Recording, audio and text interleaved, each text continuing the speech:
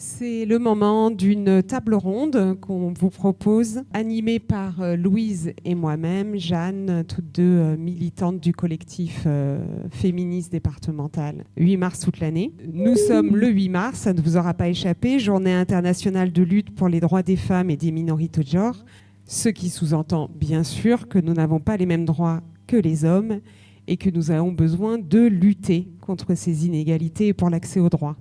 À mon sens, on aurait pu intituler cette journée « Journée internationale pour le renversement du patriarcat et contre toutes les discriminations ». Ça aurait été beaucoup plus clair, ça aurait évité qu'on intitule parfois cette journée « Journée de la femme ».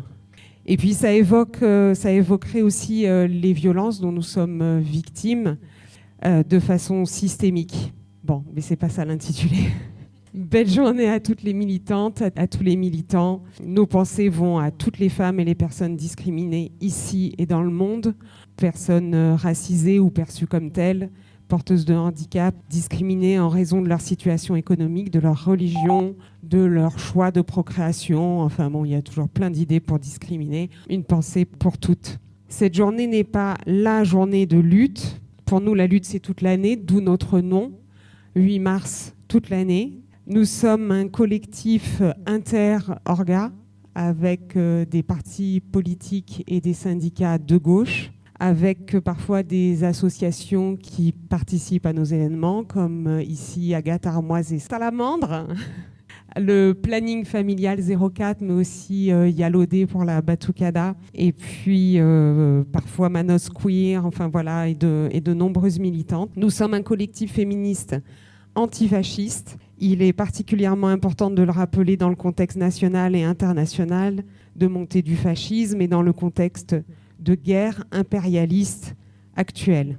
Notre collectif a deux objectifs, la veille féministe, plutôt sur notre département, et la co-organisation d'événements pour le 8 mars, le 17 mai, le 25 novembre, avec le souci d'être présente sur tout le département et d'occuper l'espace public. Et donc de manifester sur les marchés, dans la rue, sur les murs aussi.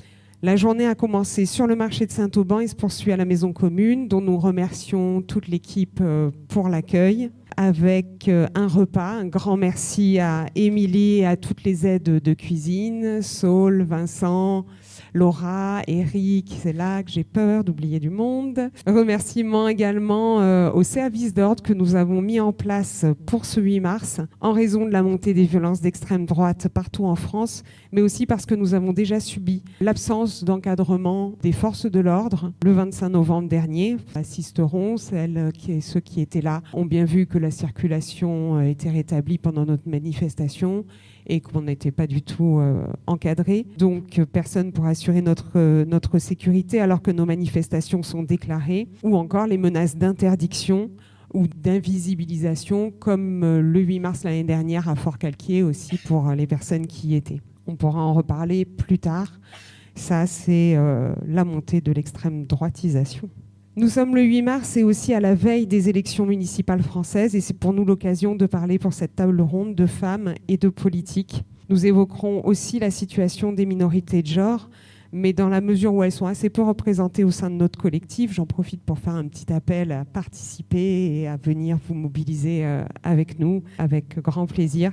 Vous pourrez compléter nos propos. La parole sera donnée plutôt à la fin pour une bonne gestion du temps. Donc nous allons d'abord parler, je vais beaucoup parler parce qu'il y a une invitée qui n'a pas pu venir. De la place des femmes en politique. Et puis nous avons invité Zoé Le Rouge, qui est tête de liste à Demain insisteront.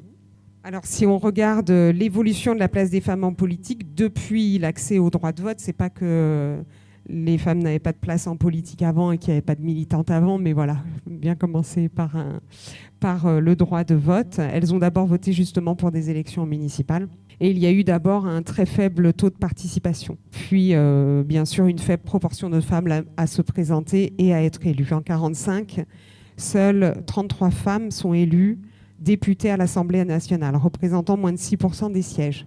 En 1997, donc 52 ans plus tard, elles sont 10,9%. C'est les chiffres du ministère de l'Intérieur. Parfois, c'est intéressant de regarder. ce que fait le ministère de l'Intérieur. Les dates clés pour amorcer une progression réelle de la place des femmes en politique, c'est 99. C'est l'inscription dans la Constitution d'un texte sur l'égalité, l'accès aux mandats électoraux. Donc ça, c'est l'inscription dans la Constitution. Puis ensuite, à partir de 2000, c'est la loi sur la parité. Elle prévoit d'abord une égalité obligatoire pour les scrutins de liste avec une alternance des candidats de chaque sexe. On ne parle pas de genre. Sauf pour les communes de moins de 3500 habitants au municipal, et sauf pour les cantonales. Toujours en 2000, la loi prévoit l'égalité facultative aux élections législatives, dans la mesure où les partis politiques qui ne la respectent pas, qui ne présentent pas 50% des candidats de chaque sexe, sont sanctionnés d'une amende. Ils préfèrent payer l'amende en général, donc ce n'est pas une obligation réelle. En 2013, la loi sur la parité est renforcée, en s'appliquant à toutes les communes, sauf celles en dessous de 1000 habitants, et en s'appliquant cette fois-ci aux conseils départementaux. Et puis, dernier renforcement de la loi, c'est en mai dernier, en mai 2025, puisqu'il y a une harmonisation du scrutin sur les municipales, avec donc cette parité, pour les communes de moins de 1000 habitants.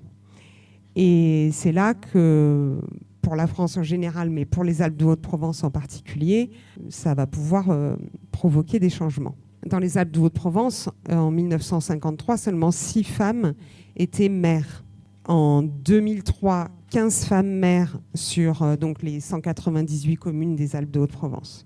Et on a pu lire dans HPI, donc je vous épargne la une, que l'accès à la fonction exécutive, c'est une étude sociologique là, d'un historien, c'est fait majoritairement par transmission et non par élection. C'est-à-dire que les femmes accédaient à la fonction de maire par démission du maire homme ou par décès. En 2020, c'est assez marquant, sur 198 communes, en 2020, il y a seulement 46 femmes qui sont maires. Pourtant, elles sont présentes dans les conseils municipaux, mais pas à la fonction de maire et assez peu dans les fonctions d'adjointe. Donc on attend du scrutin de la semaine prochaine, on va le regarder avec intérêt, il y aura sans doute du changement. En France, c'est 70% des communes qui sont concernées par cette harmonisation de scrutin. Et dans les Alpes de Haute-Provence, une grande majorité. Dans le rapport d'Oxfam, on peut lire que les femmes représentent plus de 40% des élus dans les conseils municipaux, mais qu'elles ne sont que 33% à être première adjointe et 20% à être des maires et 12% des présidentes d'intercommunalité. Parce qu'il ne faut pas perdre de vue que l'élection municipale, des élections municipales découlent les présidences d'intercommunalité et que les maires, les conseillers départementaux aussi, enfin bon, d'autres, sont grands électeurs et donc ils vont voter pour les sénatoriales. Et on est cette année, en 2026, sur un renouvellement du Sénat, puisque c'est tous les 3 ans renouvelé de moitié, et cette fois-ci, ça va aussi concerner notre département. Donc il y a cette dimension aussi, donc le fait que la loi sur la parité s'applique également aux communes de moins de 1000 habitants aura des conséquences sur les intercommunalités et sur les sénatoriales. Aujourd'hui, dans les Alpes de Haute-Provence, 1/3 des conseils municipaux sont composés de femmes, et on arrivera donc mathématiquement à 50%. Mais bien sûr, cette loi sur la parité n'a aucune obligation sur les têtes de liste. Si 50% de la liste doit être composée de femmes, rien n'oblige à ce que 50% des listes en France aient une tête de liste femme. Dans le rapport d'Oxfam, toujours, on peut lire que dans les plus grandes villes françaises, 60% des élus en charge des finances sont des hommes. Par contre, 94% des élus en charge de la petite enfance sont des femmes. Donc il y a une répartition des délégations qui est tout à fait genrée et les postes de pouvoir restent très majoritairement occupés par des hommes. Donc conquise et acquise en droit, l'égalité entre les femmes et les hommes peine aujourd'hui à se concrétiser dans les faits et à se manifester dans la vie quotidienne, sauf à l'échelle des communes, où l'égalité de genre est portée politiquement. C'est le cas de Château-Arnoux, avec ici présente une élue qui est déléguée à l'égalité femmes-hommes. Ce n'est pas partout. Et si ce poste est un poste d'adjointe, voilà, plus on va le porter haut politiquement, plus il y aura des effets dans la vie de la commune. On peut lire aussi dans le rapport d'Oxfam que seulement 3 des plus grandes villes françaises disposent d'élus dédiés aux droits LGBTQIA+. Le Mans, déménagez pas tout de suite, Nantes et Saint-Denis de La Réunion. Les lois sur la parité permettent et permettront donc une évolution, surtout s'il y a une obligation, mais elles vont rester insuffisantes tant qu'on ne lutte pas contre un système patriarcal qui s'appuie sur la domination des hommes sur les autres genres. Et qui dit domination, dit inégalité et dit violence. On peut donc exiger la parité en politique, c'est bien. Cela ne se fera jamais efficacement sans lutter contre les discriminations structurelles. Et bien sûr, on parle de VSS, d'inégalité salariale, mais aussi d'accès au logement, de garde d'enfants, etc. Le rapport d'Oxfam insiste, il y a urgence à agir.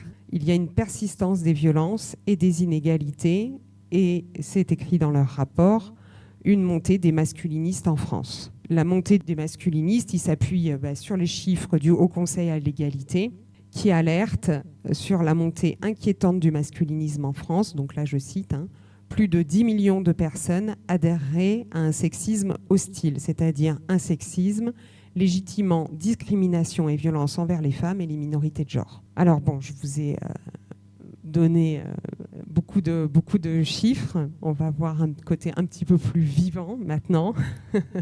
Merci Zoé d'être ici. Tu es une camarade de notre collectif.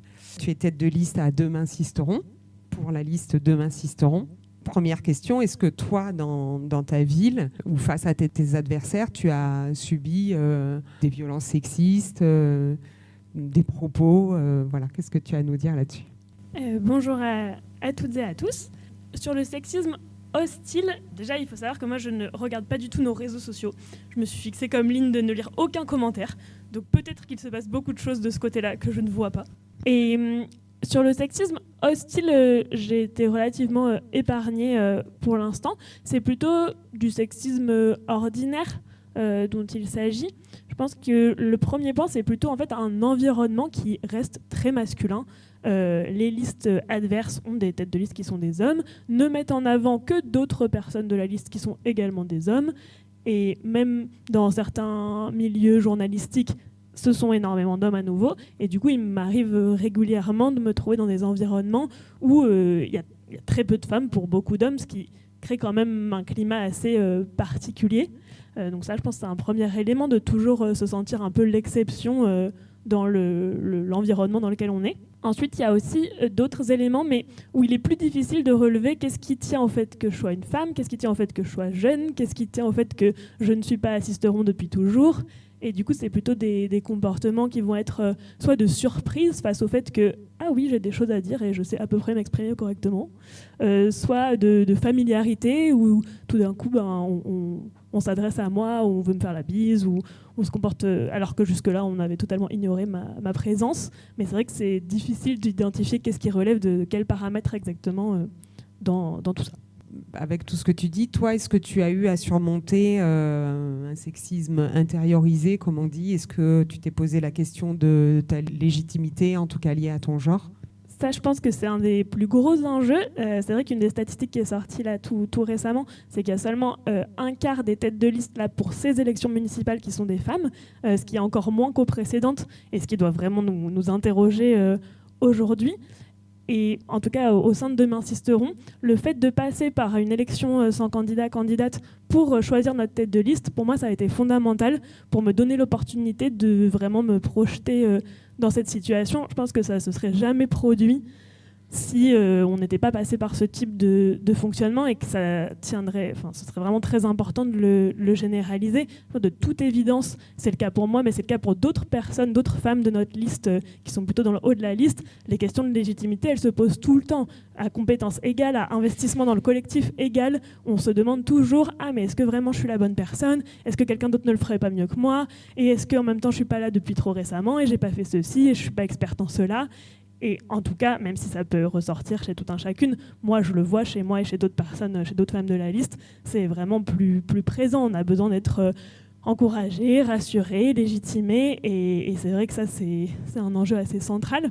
Je pense que moi, j'ai vraiment eu la chance aussi, quand je suis arrivée à Sisteron, l'assistante parlementaire et la suppléante de notre députée, c'était Alice Alamel, qui est une femme de mon âge, qui a occupé cette fonction avec énormément de compétences et d'enthousiasme. Et ça, c'était un modèle vraiment génial. On en a besoin, en fait, pour se projeter, nous aussi, dans ce type de mission. Donc, je la remercie énormément, comme je remercie toutes les personnes qui occupent ces postes et toutes les personnes qui les soutiennent. En fait, il faut dire ça aussi. Aider les femmes et les minorités de genre à dépasser le sexisme intériorisé, c'est les soutenir, les encourager et oui, leur répéter pour la 14 millième fois qu'elles sont capables, qu'il n'y a aucune raison qu'elles ne puissent pas le faire aussi bien que les autres et qu'on va être là pour les soutenir dans cette aventure.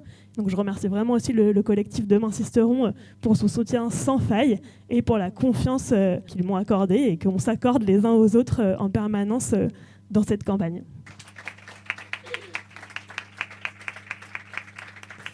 On souhaitait inviter une personne du réseau des femmes élues du 04. Ça ne s'est pas fait parce qu'elles sont candidates, actuellement élues et donc soumises à un devoir de réserve qui ne leur a pas permis d'intervenir. Mais il existe ce réseau qui n'est pas défini comme féministe ou de gauche, hein, mais voilà, il existe ce réseau nationalement avec des formations, un soutien aussi. Et du coup, je sais que c'est pas toujours juste de transposer une situation d'une femme sur un homme, mais quand même, quand on a lu l'article de la Provence qui faisait ton portrait, avec Louise, on a appris que tu étais petite et fine. On ne savait pas, on s'est dit que ça nous apportait pas grand-chose de le savoir. Mais il y a un autre candidat, on s'est dit, qui était petit et fin, Camille Galtier, et c'est pas écrit dans son portrait. Donc, t'en as pensé quoi de ce portrait, du coup? Parce que sinon, on sait que vous êtes au taquet, vous avez la patate, enfin, vous êtes jeune et dynamique, quoi. Oui, alors c'est sûr que quand l'article commence par une description physique, sachant qu'il y a une photo en plus juste à côté, c'est toujours un peu déstabilisant. Enfin, c'est vrai qu'on se demande un peu la nécessité de le faire. Moi, je suis toujours très inquiète que les articles ne retranscrivent pas ce que j'ai dit de manière correcte. Dans cet article, toutes les citations sont totalement correctes. Donc, dans cette nouvelle aventure qui est la mienne, déjà, quand ça c'est respecté, je suis déjà soulagée. Donc, après, pour autant, c'est sûr que la description aujourd'hui, à nouveau, c'est un cumul, je pense, du fait que je sois une femme, que je sois jeune, que je sois peu connue sur le territoire à ce stade. Je préférerais qu'il y ait peut-être un peu moins d'éléments sur mon dynamisme, mais un peu plus sur le contenu de ce que je dis et sur mes potentielles compétences. J'ai l'impression que c'est encore un long chemin pour que les articles soient équilibrés. Et ce qui rend les choses difficiles, c'est que j'ai aussi comparé du coup avec les articles sur les deux têtes de liste des listes adverses à Sisteron, mais elles n'ont pas toutes été écrites par les mêmes journalistes. Mais bon, elles ont toutes été écrites par des journalistes hommes, cela dit. Donc voilà. Alors, tu dis que tu n'as pas subi de sexisme, mais tu es quand même militante féministe dans la ville de Daniel Spagnou, qui a porté plainte contre les collereuses de ta ville et que nous avons soutenues devant la gendarmerie, devant la mairie. Tu es candidate dans la ville qui a accueilli les foisonnantes, contre lesquelles aussi nous avons écrit un communiqué de presse, écrit au maire. Et du coup, quelles mesures programmatiques féministes vous pensez mettre en avant pour faire vivre l'égalité, la lutte contre les VSS, qu'est-ce qui vous paraît important à Sisteron dans ce contexte-là? Il y a énormément de sujets sur lesquels on a des idées, des mesures à proposer. Il y a des éléments qui relèvent, comme tu l'as dit, d'avoir tout d'abord une personne déléguée à l'égalité. Ça, ce serait vraiment fondamental pour donner une impulsion à ce sujet et que ce soit reconnu. Avoir un adjoint ou un délégué à l'égalité, c'est vraiment essentiel pour mettre en œuvre ensuite toutes les politiques qu'on imagine. J'ai appris aussi dans la déferlante la semaine dernière qu'il existait un réseau d'élus délégués à l'égalité, qui j'imagine peut être vraiment une source de soutien. Il y a aussi tout l'enjeu à l'échelle de la mairie de former les élus et les agents et agentes à ces sujets d'égalité, de mettre peut-être en place des politiques aussi de ressources humaines comme le congé menstruel qui peuvent faciliter la vie de chacune. Et d'avoir une charte en interne, nous c'est déjà le cas à l'échelle de Demain Sisteront. Dès les débuts de la campagne, on a mis en place une charte interne pour savoir qu'est-ce qui se passe en fait, déjà pour dire contre ce à quoi on s'oppose dans le fonctionnement interne du collectif, notamment dans toutes les situations de violence, de remarques discriminantes, et qu'est-ce qu'on fera si ces situations se produisent. Je pense que ça c'est essentiel d'en avoir une aussi à l'échelle de l'équipe municipale et de la mairie une fois qu'on arrive aux responsabilités. On a aussi bien sûr des mesures sur la communication, sur les dispositifs qui existent pour permettre aux femmes et aux minorités de genre de se repérer dans ce à quoi elles peuvent avoir droit, ce à quoi elles peuvent faire appel quand elles vivent des situations de discrimination ou de violence. On peut aussi, en tant que commune, créer des hébergements d'urgence pour les femmes victimes de violences et leurs enfants, afin de leur permettre d'avoir des lieux de repli qui soient activables directement par la commune, pour pas seulement se contenter de renvoyer toujours les personnes vers d'autres dispositifs, mais être capable d'en prendre en charge nous-mêmes. Ça paraît essentiel. Soutenir les associations locales, évidemment, avec une maison des associations, mais aussi dans l'équilibrage des subventions. Je pense qu'on va parler tout à l'heure du budget sensible au genre, qui permet d'analyser à l'échelle de la commune où va l'argent, et quand on fait appel à des intervenants, à des artistes, quand on subventionne les associations, en fait, est-ce que c'est équilibré en termes de genre? Qu'est-ce que ça montre des investissements de la commune? Et de manière évidente, avoir une vigilance générale sur toutes les politiques publiques qu'on met en œuvre, se demander à chaque fois à qui elle bénéficie, dans quelles circonstances, est-ce qu'elle est vraiment accessible à toutes et à tous, et est-ce que ce sont là les priorités qu'on a envie de mettre en œuvre. En fait, il faut vraiment se demander pour chaque politique qu'on implémente, quel est son objectif et à qui elle profite. Merci, ça nous fait une transition puisqu'on va parler de programme féministe pour les élections municipales. Vous n'êtes sans doute pas toutes et tous candidates et candidats aux élections, mais vous pouvez interpeller les listes dont vous vous sentez proche, voir les conseils municipaux une fois élus, et voilà, c'est l'occasion en ce moment pour de nombreuses associations d'offrir leur plaidoyer et donc de proposer des mesures programmatiques. C'est ce qu'on va voir maintenant. Merci beaucoup Zoé. C'est ce qu'on va voir maintenant avec Sabine, qui est bénévole au CIDFF du 04 pour des mesures, un plan plutôt local. Et j'en ai parlé tout à l'heure, avoir aussi des objectifs à l'échelle internationale. On a invité Mireille Sève de la FPS 04. Donc merci à toutes les deux. Donc à l'approche des élections, c'est l'occasion pour les associations de mettre en avant leur plaidoyer. Et donc nous allons commencer par un plan, le plan plutôt local, avec la mise en œuvre de mesures pour l'égalité entre les femmes, les hommes et les minorités de genre, et des mesures pour lutter contre les violences. Est-ce que tu veux commencer par nous présenter déjà le CIDFF et ses missions ?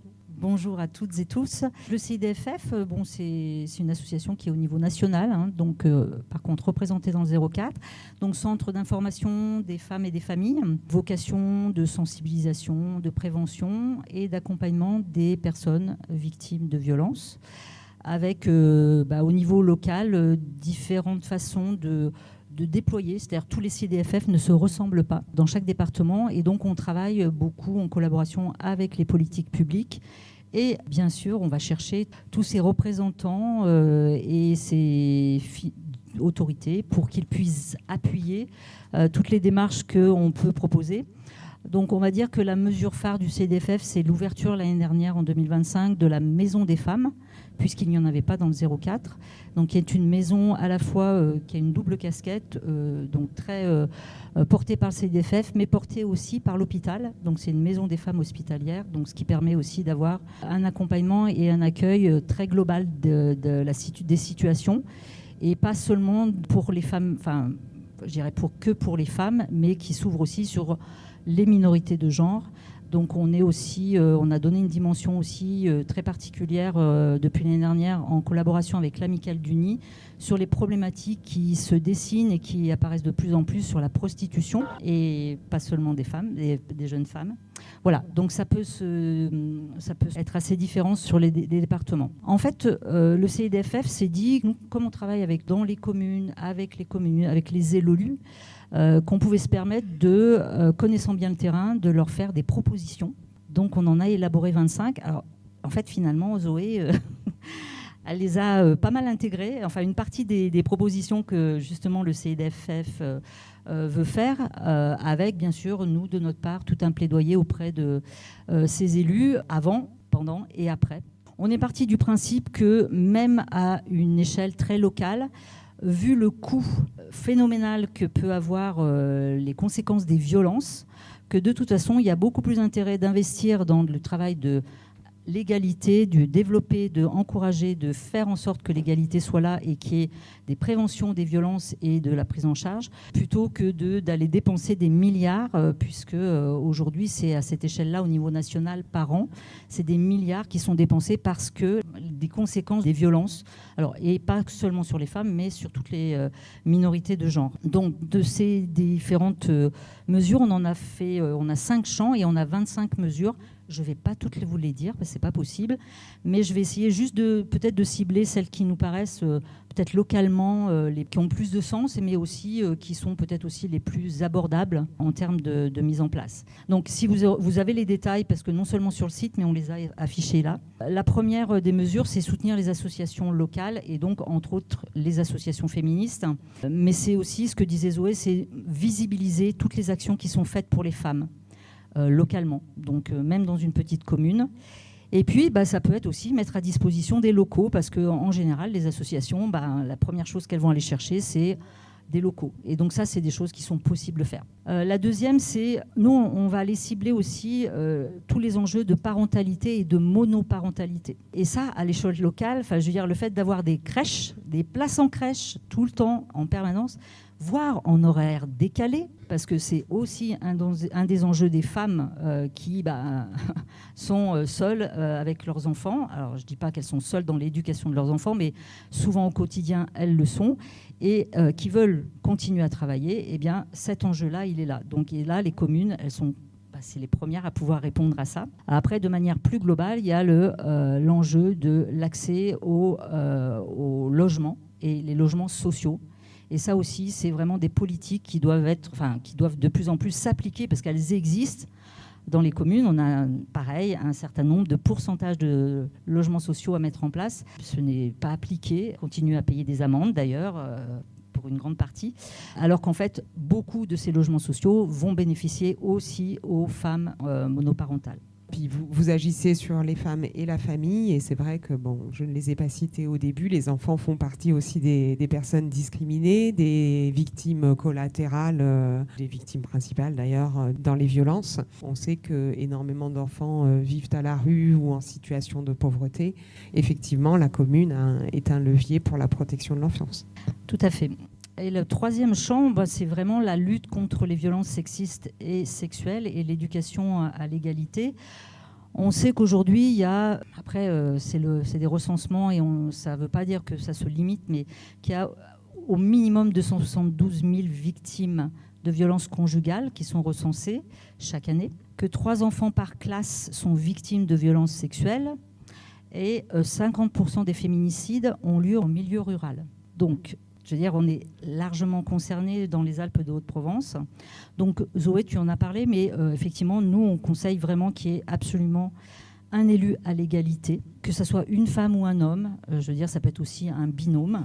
Pour coordonner les actions, tu as parlé aussi, du budget. C'est-à-dire qu'il faut vraiment qu'il y ait un travail sur les budgets au niveau des communes et qu'est-ce qui peut être dédié à la protection des femmes, des enfants, des familles. Et ça, c'est vraiment les communes qui peuvent en faire le choix aussi, en soutenant les associations, en soutenant des initiatives locales, et puis effectivement en soutenant des lieux de prise en charge, donc que ce soit des mises à l'abri comme dont tu en parlais, des lieux d'information, ça peut être aussi à l'école, on parle de tout ce travail de sensibilisation EVARS, donc ça aussi c'est important. Ça en fait partie. Il n'y a pas que, bien sûr. Un quatrième volet, c'est le partage de l'espace public. Alors, c'est vrai qu'on a toujours un peu l'impression on pense aux grandes villes, en fait.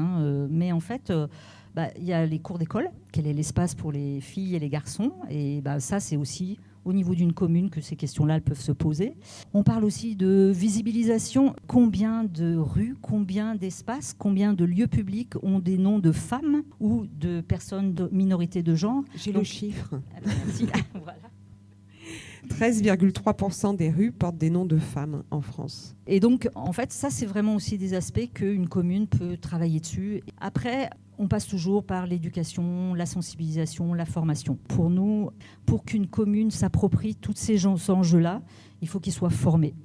Donc c'est important que toutes les équipes municipales aient une formation, et on ne parle pas d'une sensibilisation d'une demi-journée, hein. On parle bien d'une formation pour maîtriser les enjeux, ce que ça représente, les mécanismes aussi des violences qui se font à l'échelle communale, à l'échelle familiale, à l'échelle de tous les espaces de sport, de loisirs. Donc il y a vraiment tout un travail de réflexion autour de ça et qu'ils associent ces acteurs-là. Parce qu'en fait, il faut aussi que tous les acteurs, mais on parle d'acteurs privés, hein, les commerçants, les transports publics, ceux qui travaillent dans les associations de sport, de loisirs, en fait, s'approprient ces questions-là et les portent. Et donc ça, c'est une commune qui peut aussi faire en sorte que tout ça soit mis en place. Et puis, bon, de toute façon, nous, globalement, on attend quand même qu'au niveau de la commune, il y ait une exemplarité. Donc tout ça, tous ces principes, l'égalité, la parité, la prévention des violences sexistes et sexuelles, elles soient incarnées, elles soient pratiquées et elles soient visibilisées au sein d'un conseil municipal, intercommunal et tout ça. Merci beaucoup. Et une place est-elle faite dans vos missions ou dans les mesures que vous défendez aux minorités de genre ? Alors oui, parce que c'est vraiment... de toute façon, nous, la famille, c'est au sens large du terme. Hein, je veux dire, on ne définit pas la famille comme étant la famille. Donc oui, de toute façon. Et puis après, dans nos actions, par exemple, le CIDFF, on accueille les personnes victimes de violences, pas les femmes voilà. Et puis, tu l'as dit, j'ai lu des plaidoyers d'autres associations, et notamment d'associations LGBT. Effectivement, ils mettent vraiment en avant la formation des agents municipaux. Bon, on pense bien sûr à l'état civil, mais aussi à tous les formulaires, en fait. Hein, quand on écrit père, mère, c'est excluant. Donc, penser les formulaires municipaux, ce n'est pas des mesures qui coûtent cher. Soutenir les associations non plus, que les communes ont des locaux et peuvent accueillir, sans réserver forcément un lieu, mais en tout cas un lieu où les associations peuvent tourner. Il y a quelques années, en 2022, le CIDFF avait accueilli Lucille Pétavin pour son livre sur le coût de la virilité, et du coup...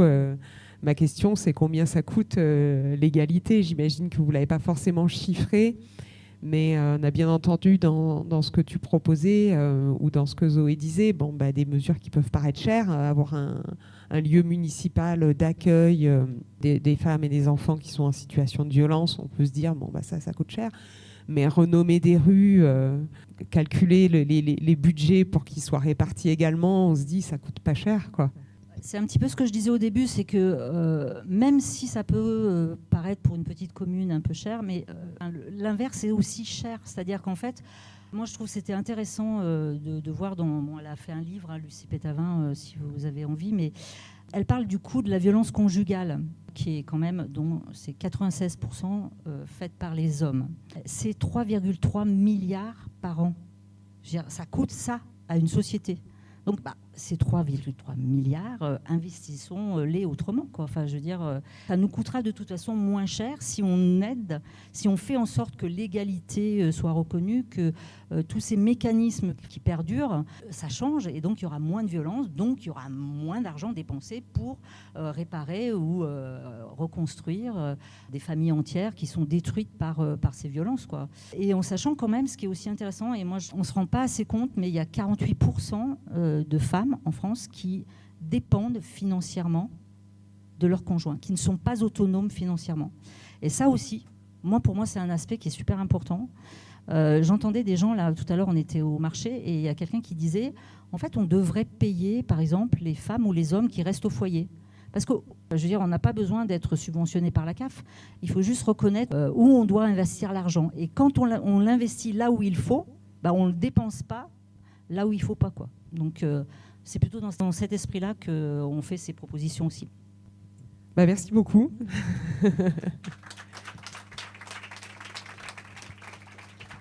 Les candidats et candidates aux élections municipales l'oublient souvent, en particulier dans des communes rurales et des petites communes, parce qu'on a l'impression qu'on ne va pas être entendu au-delà de notre village. Mais il y a bien une dimension internationale que les élections municipales peuvent envisager.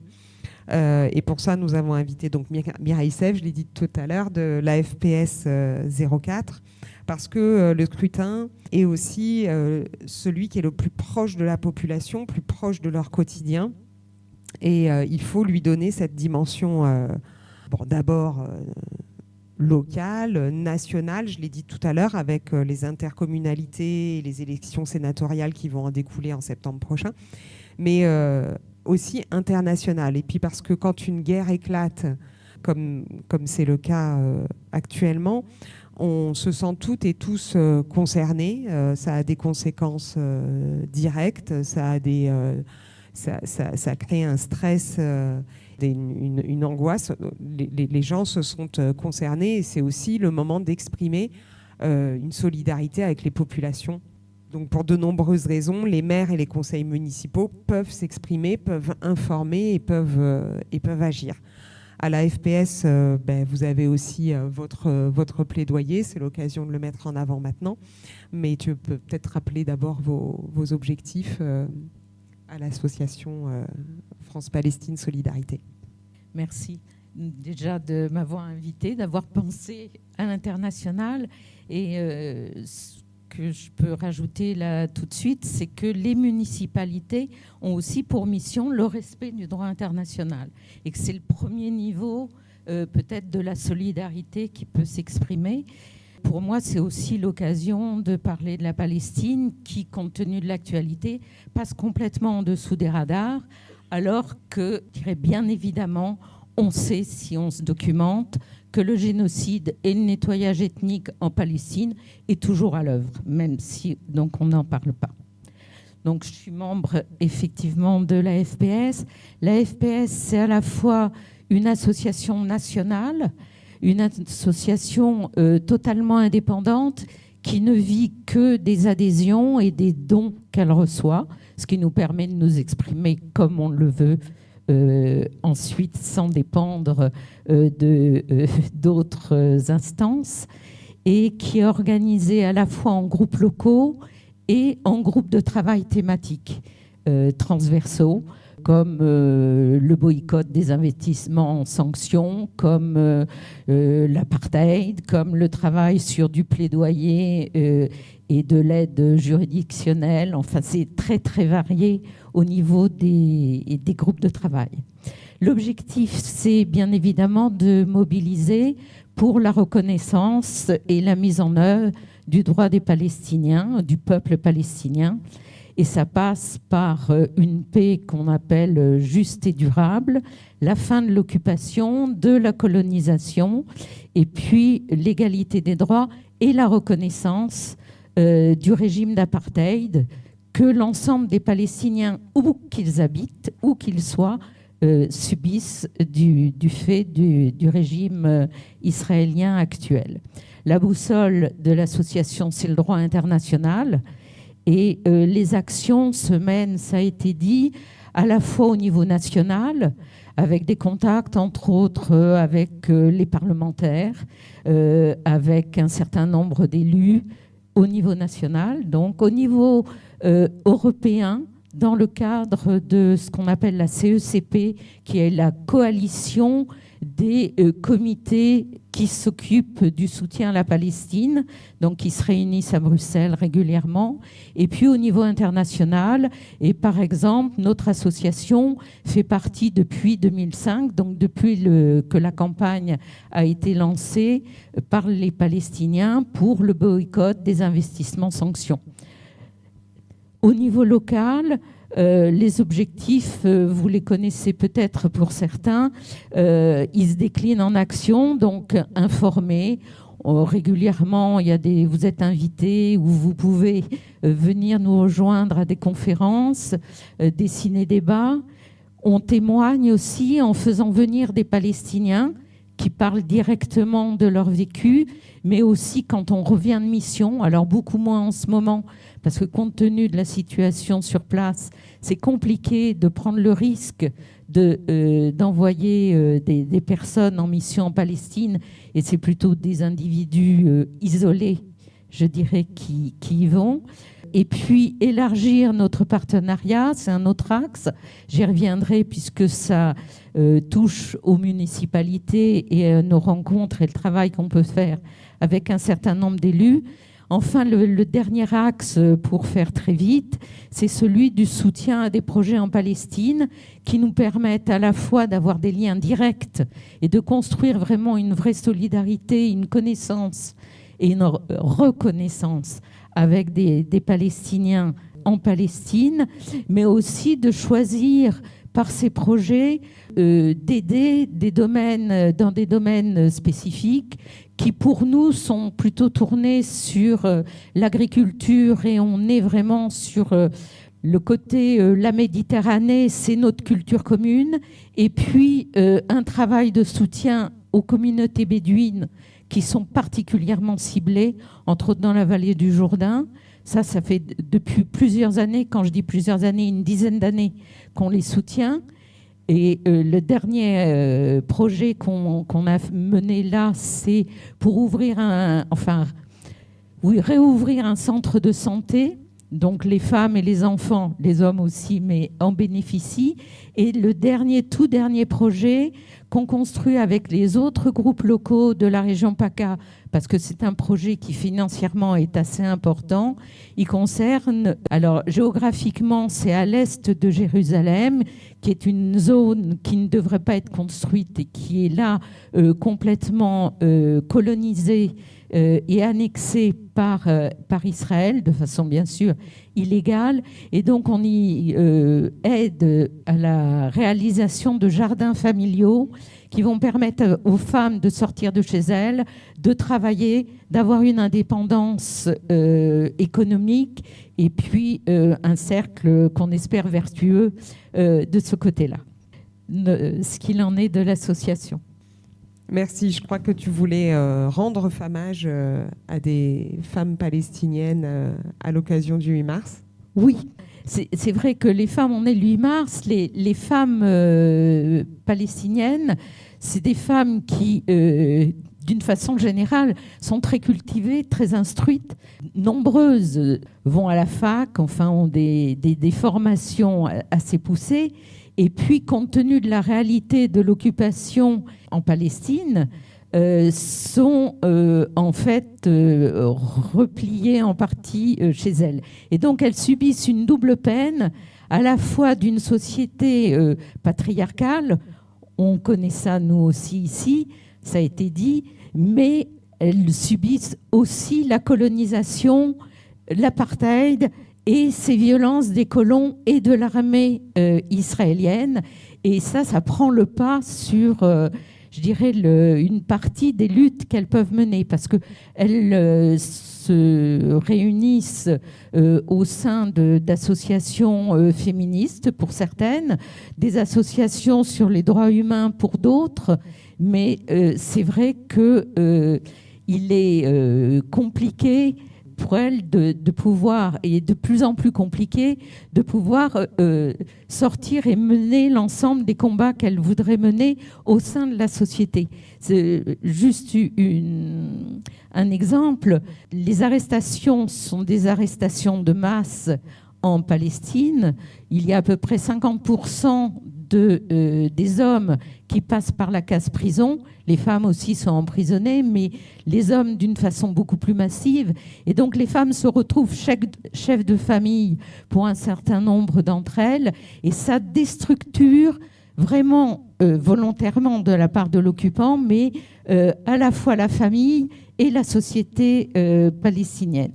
Alors moi je voulais exprimer là en les nommant 4 femmes palestiniennes pour les mettre un peu à l'honneur. La première, c'est Sama Jabre. C'est une femme de 49 ans qui est psychiatre, psychothérapeute, écrivaine. Elle a écrit la chronique qui s'appelle Derrière les fronts.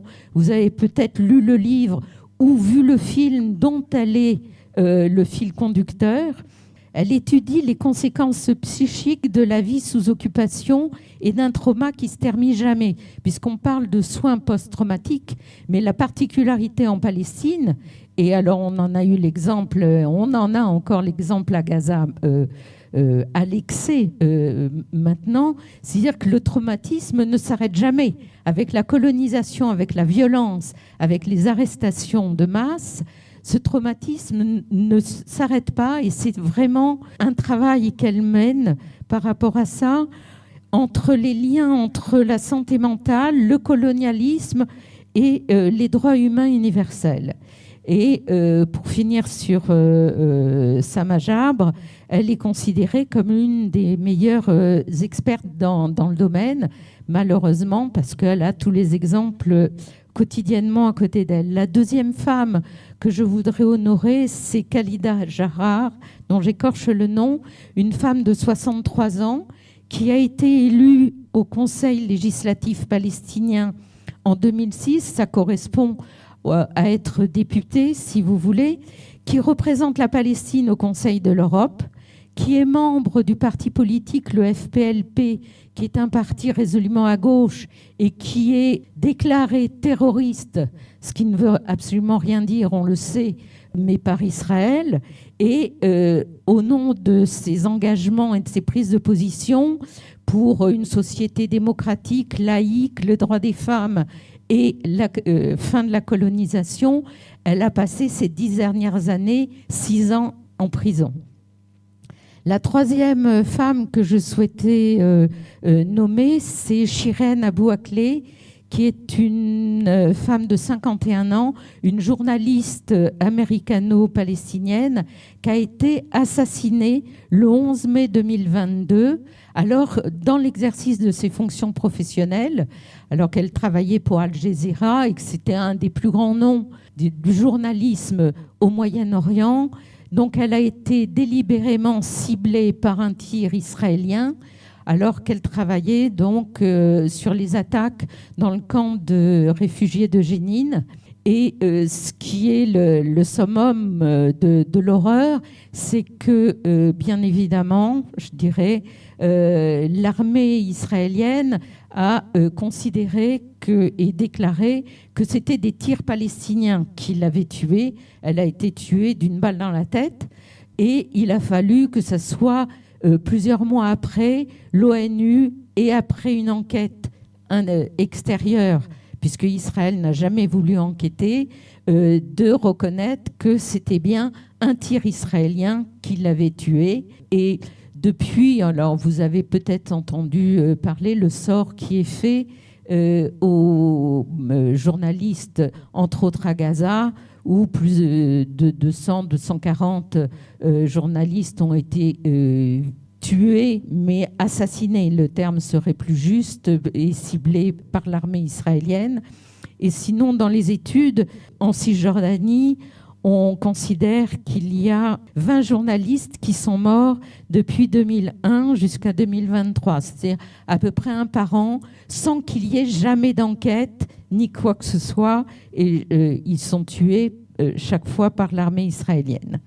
La dernière personne que je voulais honorer, c'est la plus connue des Palestiniennes qui malheureusement a choisi de nous quitter le 1er février de cette année puisqu'elle s'est suicidée.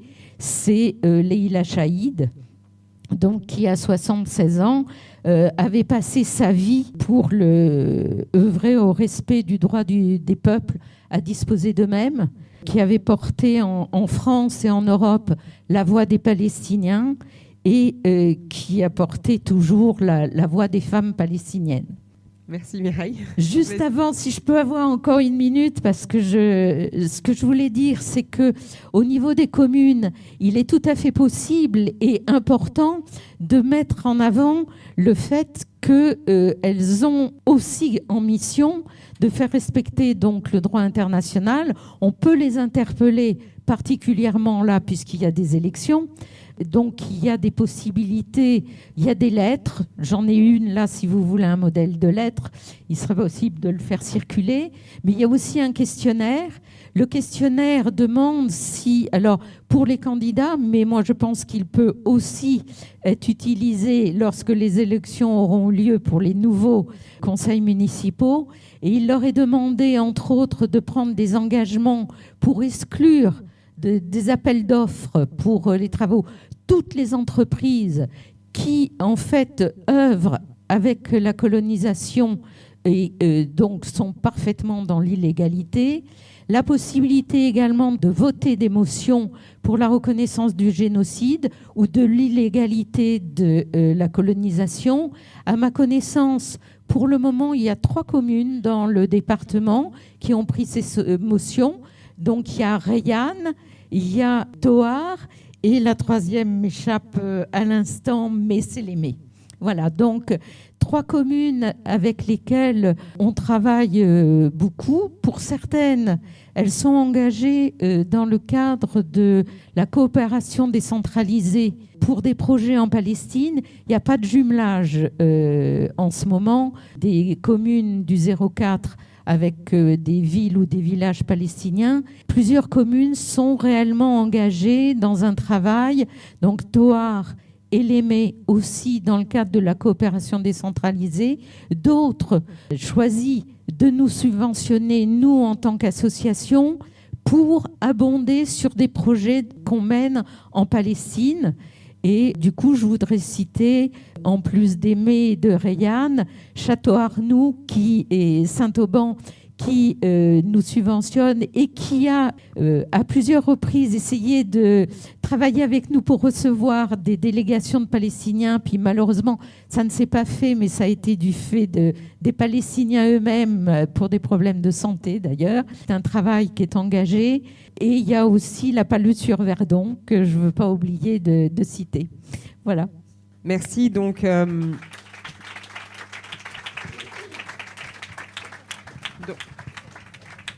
on peut retenir qu'effectivement les conseils municipaux peuvent écrire des motions pour la fin du génocide, pour le respect du droit international, qu'il existe des jumelages possibles, des jumelages de notre commune avec une commune palestinienne ou ailleurs. On a invité la FPS, mais voilà, il y a d'autres populations bien sûr menacées dans le monde. Le parrainage ou marrainage aussi, l'accueil de délégations et puis des accords qui peuvent être culturels ou même sur l'agriculture. Vous avez aussi des projets là-dessus. On peut dire, alors, le département a été, alors ça date d'une vingtaine d'années maintenant, mais à l'origine d'une filière avec, pour l'huile d'olive.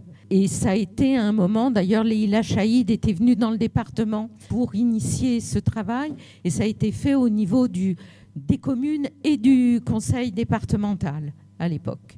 Et cette filière existe toujours. Et maintenant, elle est reprise au niveau de la FPS, au niveau national. Et nous vendons, dans le cadre d'un commerce équitable, de l'huile d'olive de Palestine. Merci. Il faut qu'on laisse la place à la 3e partie. Bonjour tout le monde. Donc pour cette 3e partie, je vais lire le texte de présentation du collectif. Face à la montée de l'extrême droite, à la banalisation de ces discours par une grande partie des médias et de la classe politique, ainsi qu'aux logiques coloniales responsables des conflits armés, nous, collectif féministe 8 mars toute l'année, affirmons notre résistance. À l'échelle locale, nous luttons contre ces idéologies fascisantes et tous les projets écocides et extractivistes qui détruisent notre lieu de vie.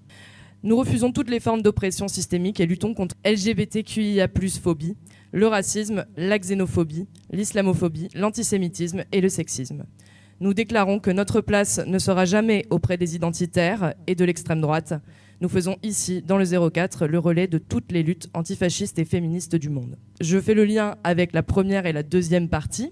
Il nous paraît quand même assez important en ce moment d'élection municipale, mais aussi pour les prochaines, de nous positionner à gauche. Nous sommes un collectif de gauche, je pense que je ne convainc personne dans cette salle, mais c'est l'idée qu'il faut porter. Si on veut que nos communes se saisissent des questions féministes, des questions décoloniale et toutes les questions que je viens de citer à l'instant, il faut donc que nous ayons aussi des élus qui s'en saisissent et des élus de gauche. Parce que les élus de droite et d'extrême droite ne se saisiront jamais de ces questions. C'est l'introduction de cette partie. Nous avions pensé en fait cette partie avant le 14 février. Donc avant le 14 février, avant la mort de Quentin Derenque, avant la minute de silence indigne à l'Assemblée nationale pour ce nazi, avant la criminalisation de l'antifascisme.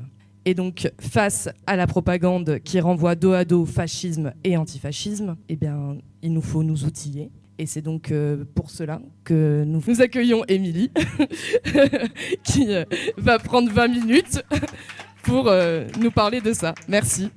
Déjà, merci au collectif du 8 mars toute l'année de m'offrir la parole et de votre confiance. Moi, je suis donc une proche du collectif féministe 8 mars toute l'année et aussi également une proche du groupe d'action antifasciste des Alpes de Haute-Provence. Donc, comme le disait Louise, cette journée elle a été pensée avant ce week-end du 14 février. Et j'aimerais rajouter aussi qu'elle a été pensée parce que depuis la mort de ce militant néo-nazi, maintenant les partis néolibéraux parlent d'un cordon sanitaire au moment des élections, non plus autour de l'extrême droite, mais autour de la France insoumise. Donc on peut largement penser que même si l'extrême droite n'est pas majoritaire à l'Assemblée nationale, elle est d'ores et déjà, en tout cas un certain nombre de personnes le disent et le pensent, elle est d'ores et déjà au pouvoir en France, comme elle est d'ores et déjà au pouvoir dans un bon nombre de pays, et qu'on fait face aussi à une internationale réactionnaire. Je voudrais d'abord commencer mon intervention en lançant un appel à une solidarité inconditionnelle avec les militantes et les militants antifascistes et une solidarité aussi inconditionnelle avec les militants antifascistes incarcérés. Merci. Il y a réellement une urgence antifasciste et il est vraiment réellement nécessaire de soutenir et de rejoindre les luttes antifascistes proches de chez vous. Ici, dans le 04, il y a le groupe d'action antifasciste des Alpes de Haute-Provence. Vous pouvez rentrer en contact avec eux via les réseaux sociaux, sur les manifestations. Et je vous invite à venir participer à la soirée du 21 mars qui se déroulera à la Maison Commune à 18h30. Gwenola Ricordro, sociologue, militante féministe et abolitionniste pénale, viendra nous parler de son dernier ouvrage « Tant qu'il y aura des prisons ». C'est une soirée qui est organisée par la FA 04. Et enfin, avant de commencer, je vais essayer d'être concise par la suite, mais j'appelle à soutenir également l'ONED, qui est l'Observatoire national de l'extrême droite en France, qui a lancé une campagne de signalement. Il est important de signaler, de faire remonter toutes les informations que vous avez concernant l'extrême droite afin qu'ils puissent analyser et décrypter. En analysant et en décryptant, ça permet de combattre l'extrême droite. Et j'appelle aussi à soutenir toutes les maisons d'édition, les librairies, tous les lieux culturels qui sont régulièrement visés par des groupuscules d'extrême droite en ce moment. Donc mon intervention, elle va porter aujourd'hui plus spécifiquement sur l'instrumentalisation de la lutte des droits des femmes par l'extrême droite. La question des droits des femmes est devenue un aspect important des extrêmes droites contemporaines, dans la mesure où la question des femmes, des violences sexistes et sexuelles, de l'égalité homme-femme, mais aussi de la prétendue théorie du genre, font l'objet d'un investissement fort et croissant de la part des courants politiques réactionnaires de l'extrême droite et de la droite radicale. Et cet investissement ne se résume pas à la simple réactivation de vieux poncifs antiféministes, mais prend aujourd'hui de nouvelles formes, des formes d'hybridation qui sont entremêlées avec d'autres motifs idéologiques. La lutte des droits des femmes de la part de l'extrême droite ne se fait pas au nom de la lutte contre le patriarcat ou contre l'oppression des femmes et des minorités de genre, mais se trouve ainsi détournée vers d'autres combats contre l'immigration, contre l'islam perçu comme une religion conquérante voulant soumettre les femmes occidentales. Dans leur instrumentalisation, on peut voir deux plans qui se dessinent. D'un côté, une fachosphère et des milieux les plus réactionnaires, donc se répandent contre de ce qu'ils appellent la théorie du genre ou le néo-féminisme, et qui sont engagés dans une sorte de croisade antiféministe. Et d'un autre côté, on a une extrême droite et le Rassemblement national qui essayent de récupérer et d'instrumentaliser le combat pour le droit des femmes, y compris en s'invitant dans des manifestations féministes, comme ça a été le cas dans de nombreuses manifestations et actions avec le groupe identitaire Némésis. Donc le RN et Marine Le Pen, ça fait un certain moment qu'ils essayent de récupérer le vote des femmes et de réduire ce qu'on appelle le gender gap. Historiquement, le Front National avec Jean-Marie Le Pen, c'était plus un vote, d'hommes, de par les idées et de par l'image qui était véhiculée. Marine Le Pen a des fins électoralistes et dans sa stratégie de dédiabolisation, a féminisé ses troupes et elle joue de plus en plus la carte femme dans ses éléments de communication visuelle et avec le temps, elle se présente également comme une femme expérimentée et comme une potentielle femme qui pourrait protéger la France face aux politiques libérales et néolibérales. Elle se présente également comme une femme du peuple, une élue du Nord, et a ainsi réussi, dans un premier temps, à gagner le vote des femmes ouvrières et issues de la classe populaire. Cette mécanique de mettre en avant des visages féminins, on la retrouve également dans les groupes identitaires, qui jouent également donc, cette carte femme avec des militantes identitaires qui sont mises sur devant la scène. Je donnerai 2 exemples, celui de Thaïs Descurfons, donc, qui est militante antiféministe, porte-parole de Génération Identitaire, un groupuscule dissous en 2021. Et on la retrouvera également comme chroniqueuse un peu plus tard chez Cyril Hanouna. Ou bien encore plus récemment, c'est le visage d'Aliette Espieux, qui a été mise en avant lors de la marche organisée à Lyon en hommage à Quentin de Ranc, ce néo-nazi. Aliette Espieux, elle est militante d'extrême droite, elle est militante pro-vie, elle compare l'avortement à une violence faite aux femmes. Et elle milite également auprès de son mari Elliot Bertin, fondateur et proche du groupe néo-nazi Lyon Populaire. C'est une communicante, comme la plupart des militantes identitaires. Elle occupe un poste d'alternante en communication pour la plateforme de prière en ligne Hosanna, plateforme financée par le milliardaire Pierre-Édouard Stérin. Et en 2020, pour boucler la boucle, elle soutient la candidature du candidat RN Olivier Pirat à Lyon. Voilà, donc la mise en avant de ces visages féminins permet donc à ces groupes identitaires et ainsi qu'au Rassemblement national d'offrir une vitrine plus lisse. Mais il n'y a bien entendu pas que l'apparition de visages féminins qui a participé à réduire le gender gap du vote d'extrême droite. Mais c'est aussi bien le changement de discours et l'instrumentalisation de la lutte pour le droit des femmes qui y a participé. Je vais m'arrêter maintenant sur le cas spécifique du droit à l'IVG. Historiquement et jusqu'en 1986, et l'arrivée de Chirac au pouvoir, la droite et l'extrême droite étaient relativement proches sur la question du droit des femmes et celle de l'IVG, c'est-à-dire qu'ils étaient contre. En 1986, Chirac arrive au pouvoir et donc il crée une sorte de déception et une scission au niveau de la droite et de l'extrême droite. Et à ce moment-là, l'extrême droite, puisqu'il ne revient pas sur le droit à l'IVG, et donc l'extrême droite devient à ce moment-là un bastion des anti-IVG. Il ne faut pas s'y tromper, ça l'est encore aujourd'hui, malgré les changements de discours. Je prends cet exemple parce que, en fait, il est assez révélateur du côté double face, c'est-à-dire qu'on a d'un côté le discours et d'un côté les positionnements et les votes. Donc, même si en 2012, Marine Le Pen, elle parlait d'avortement de confort et elle demandait son déremboursement, puisque souvenons-nous-en, le remboursement et le fait que ce soit remboursé, ça incite les femmes à avorter. Voilà. Et depuis 2012, elle a changé son discours, et notamment au moment de la constitutionnalisation de l'IVG en France. Au départ, elle était assez sceptique en disant qu'elle ne voyait pas très bien pourquoi on s'y intéressait et qu'on avait envie de constitutionnaliser ce droit, puisque aucun parti en France ne le menaçait, on n'était pas aux États-Unis. Et puis finalement, elle a changé d'avis, puis elle s'est dit que, bon, électoralement, elle avait des voix à gagner et que du coup, elle était pour. Mais à noter que la moitié des députés RN, qui au moment de ce vote, donc pour la constitutionnalisation de l'IVG, près de la moitié des députés se sont soit abstenus, soit ont voté contre. Et au niveau du Parlement européen, c'est intéressant aussi de regarder ce qu'il s'y trame et ce que le Rassemblement national et les partis d'extrême droite votent. Donc au niveau du Parlement européen, le RN s'abstient ou vote contre systématiquement le droit à l'IVG. En novembre 2020 et 2021, les élus RN se sont opposés à une résolution condamnant la Pologne pour son interdiction de l'avortement.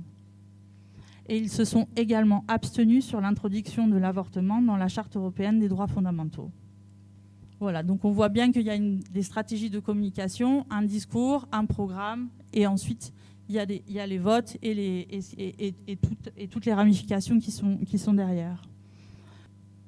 Alors sur la santé des femmes, le vote du RN, il est aussi révélateur sur les catégories de femmes qu'il souhaite soutenir. Donc le parti a apporté son soutien par exemple au dispositif Handigynéco, qui consiste à faciliter la prise en charge des soins gynécologiques pour les personnes en situation de handicap. Mais par contre, il a voté contre le fait d'accorder une attention particulière, entre autres aux minorités sexuelles et de genre et aux personnes LGBTQIA+. Il s'est abstenu sur un amendement visant à doter les prisons de plus de moyens pour les soins, notamment en gynécologie. Donc les élus ont également voté un amendement s'opposant à la prise en charge par l'assurance maladie des dépassements d'honoraires dans le cadre du traitement du cancer du sein. Ils ont refusé de soutenir la prise en charge des protections périodiques réutilisables dans le but de lutter contre la précarité menstruelle. Et quant à la politique familiale du RN, elle est à la fois teintée de xénophobie, ce que le parti appelle la préférence nationale, et inégalitaire, puisqu'elle favorise la plupart du temps les ménages aisés à travers toute une panoplie de mesures fiscales motivées par une idéologie nataliste assumée.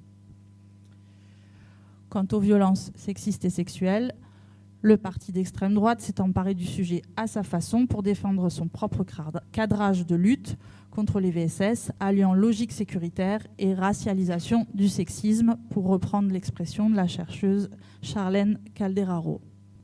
Donc sur la question des violences sexistes et sexuelles, c'est là une incarnation de ce qu'on appelle le fémo-nationalisme, déjà bien entamé par le gouvernement Macron, alliant préoccupation anti-immigration et appropriation des luttes féministes. J'aimerais rappeler aussi 2 exemples. Donc l'instrumentalisation par Marine Le Pen des viols qui ont été commis à Cologne en 2015. Et plus récemment, quand elle a proposé dans sa lettre aux Françaises, en mars 2022, de combattre le harcèlement de rue à grands coups de, je cite, « expulsion des étrangers qui se livrent à ces pratiques outrageantes ». Tous les exemples de vote que je viens de citer, vous pouvez les retrouver dans une étude qui s'appelle « Toutes les fois où le RN a voté contre le droit des femmes ». C'est une étude qui est publiée sur le site bonpote.com, qui est un média indépendant. Donc ils reprennent tous les votes du RN contre les droits des femmes depuis 2022. Voilà, ils ont également publié une affichette que je vous invite à aller chercher sur Internet et à pouvoir coller un peu partout, là où vous pouvez. En résumé, donc, le RN a voté contre intégrer le consentement et la définition du viol et des agressions sexuelles. Il a voté contre donc, la prise en charge des protections périodiques. Il a voté contre le dépassement des honoraires pour les consultations de santé sexuelle. Il a voté contre renforcer l'accès des femmes aux responsabilités dans la fonction publique. Il a voté contre le fait que les couples pacsés ou mariés puissent payer leurs impôts séparément. Il s'est abstenu sur la prise en charge de la contraception masculine et des préservatifs féminins. Il s'est abstenu pour former les magistrats aux violences intrafamiliales. Et il s'est également abstenu pour augmenter les pénalités des entreprises qui ne respectent pas l'égalité salariale. Je pense que c'est suffisamment clair. Il a aussi voté contre l'augmentation du SMIC. Ouais. Au niveau européen, on est dans la même logique. En 2021, il a voté contre une résolution prévoyant des formations contre le harcèlement sexuel dans les institutions de l'Union européenne. J'aime bien citer cet exemple parce que l'eurodéputée RN Annika Bruna justifie la position du RN en soulignant que, je cite, « Les hommes ne sont pas tous des coupables en puissance nécessitant d'être rééduqués par les féministes ». Toujours en mai 2023, le RN s'abstient sur la directive européenne sur la transparence et l'égalité des rémunérations qui vise à appliquer l'égalité des salaires entre femmes et hommes pour un travail identique ou de même valeur. Et signe des temps, le 30 janvier 2026, à Paris, la revue d'extrême droite Boulevard Voltaire réunissait militantes identitaires, responsables politiques et éditorialistes pour parler de la protection des femmes. Parmi les invités, Alice Cordier de Némésis, Sarah Knafo de Reconquête ou encore la vice-présidente du RN, Edwidge Diaz. Cette dernière en a profité pour accuser les féministes de gauche de haïr les hommes et de faire preuve de complaisance avec l'islamisme, défendant ainsi un féminisme de l'élégance, de la famille et de l'ordre. Donc j'en arrive à ma deuxième partie, autour plus de ce qu'on appelle le fémonationalisme. Donc le fémonationalisme, on en parle de plus en plus depuis que Némésis occupe médiatiquement l'espace de Bolloré quasi quotidiennement. C'est un concept qui a été forgé par la chercheuse états-unienne marxiste Sarah Faris au milieu des années 2010. Donc, il désigne l'instrumentalisation d'un discours féministe à des fins électorales racistes, islamophobes et xénophobes. C'est la contraction des mots nationalisme, féministe et fémocratique. Le fémonationalisme, c'est notamment incarné en France dans la politique contre le port du voile, qui mettrait en péril l'identité nationale, et dans la lutte contre les violences faites aux femmes, qui serait essentiellement le fait d'hommes étrangers, présentés comme dangereux pour les femmes occidentales. Cette idée que l'homme étranger représente un danger pour les femmes occidentales, c'est une vieille idée qui est issue des colonies et qui traverse comme ça les décennies. Toujours une idée véhiculée par les identitaires et les racistes. Le fémonationalisme, cette sociologue montre que ce discours qui stigmatise notamment les hommes musulmans sont portés par des nationalistes, mais également par des néolibéraux, par des islamophobes, et par ce qu'elle appelle les fémocrates, donc elle définit comme les tenantes d'un féminisme institutionnel ou féminisme libéral. Comme exemple de ce féminisme institutionnel, elle a cité par exemple Marlène Schiappa, qui était en 2020 ministre déléguée à la citoyenneté, et qui a ciblé les populations racisées, en particulier les hommes. Ce fut le cas avec l'opération Quartier sans relou, qui prétendait lutter contre le harcèlement auquel sont exposées les femmes dans l'espace public, en cartographiant les zones prétendument à risque. Or, ce sont des quartiers où vivent une majorité d'hommes de catégories populaires ou racisées. Donc cette opération Quartier relou occultait parfaitement le fait que les agressions à caractère raciste sont bel et bien présentes dans tout l'espace public, et qu'elles sont également perpétrées par des hommes de catégories favorisées. Le chiffre aussi à retenir, c'est que 90% des violences sexuelles sont commises par des hommes qui sont connus en fait des victimes. Oui, parce que ça, par exemple, on va l'entendre dans les éléments de communication de Sarah Knafo. J'ai entendu des éléments de communication au niveau de la sécurité des femmes. Pour elle, c'est uniquement dans la rue. Donc les viols, ça se passe dans la rue, dans les zones un peu, dans les ruelles pas très bien éclairées. Donc du coup, on part sur un discours ultra sécuritaire de vidéosurveillance, des lampadaires qui se mettent, qui s'allument électroniquement dès qu'il entend un cri. Enfin bon, c'est un discours complètement délirant. Non mais c'est vrai. Hein. Et ensuite, je terminerai mon intervention. Je vous invite à prendre connaissance de l'ouvrage de Magali Della Souda, qui est autrice d'un livre qui s'appelle Les Nouvelles Femmes de droite, où elle écrit à propos, par exemple, du groupe Némésis, qu'au lieu de concevoir les violences sexistes et sexuelles comme le produit d'un système patriarcal, de la domination masculine ou d'un rapport social de genre, elles les perçoivent comme une forme de patriarcat d'importation qui serait amenée par cette immigration non occidentale et de l'islam. Donc il est important de comprendre que ce fémonationalisme, il est important de le comprendre, de le décrypter, d'en connaître ses spécificités et ses rouages pour mieux le combattre.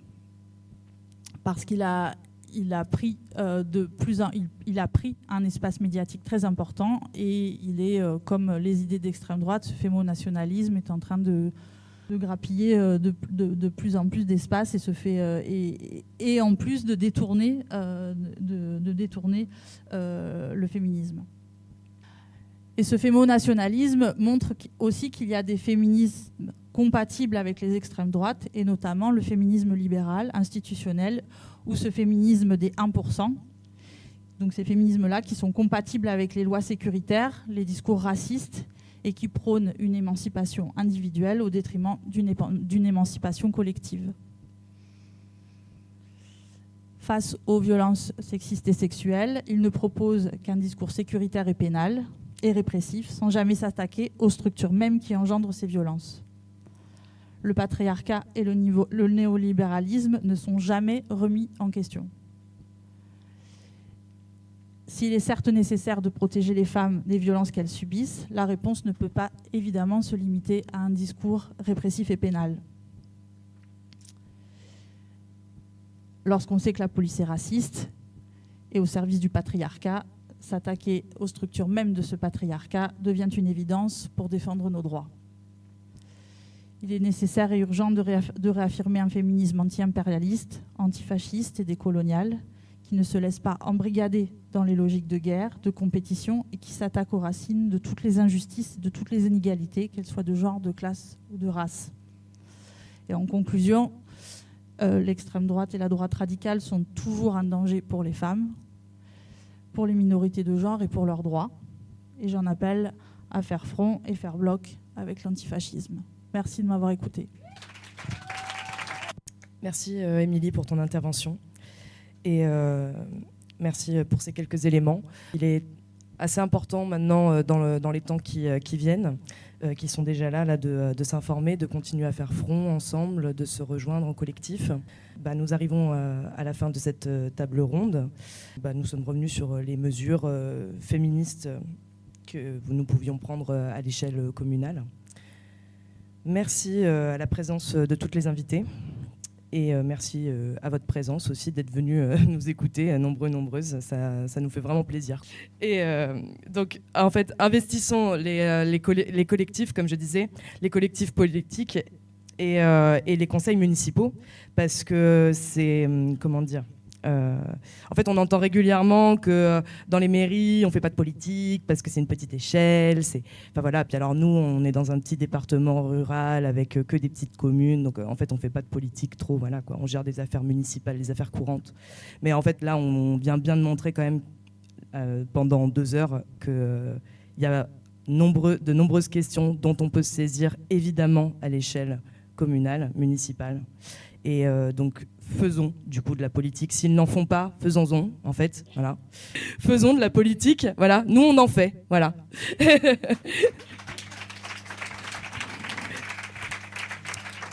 Et nous, on fait de la politique féministe et antifasciste. Voilà.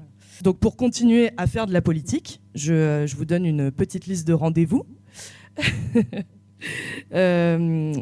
Donc déjà, le collectif 8 mars toute l'année va appeler à se rassembler pour le procès de Laetitia, qui est une femme qui a subi des atrocités de la part de son ex-conjoint, et elle vit à Manosque. Et son ex-conjoint donc va être jugé en 2026, on n'a pas encore la date, ça sera dans les Bouches-du-Rhône. Suivez-nous, hein. Nous, en fait, notre documentation et nos événements sont relayés par les associations, partis politiques, syndicats qui font ce collectif, hein, d'accord ?